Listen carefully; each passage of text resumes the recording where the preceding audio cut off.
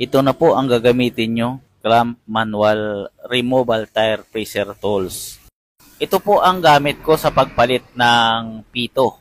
Kasi hindi na natin tanggalin ang buong gulong kapag sira na yung pito, kapag papalitan ng bago, ay ito na po ang ginagamit.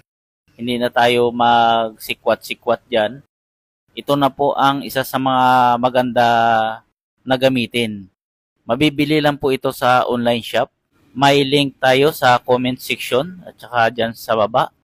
Pag kinlik nyo po ay didiretso kayo sa Shopee para mabili nyo po ang ganitong klaseng tools. Ito po, madali lang po siya magpalit ng pito. I-clamp lang natin o i-press lang natin dyan ay okay na. Maalwa na nating palitan ang pito.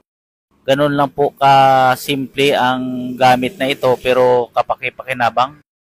Kasi hindi na tayo magkalas ng buong gulong kasi dagdag trabaho pa. Kaya kung kayo ay may vulcanizing or tire man, ay bumili na kayo ng ganitong klaseng pang-ipit ng gulong para makapagpalit ng pito na maalwan. I-click nyo lang po ang link dyan sa may comment section ay magkaroon na kayo ng ganitong gamit para maalwan po ang ating pagtrabaho. Okay po, salamat!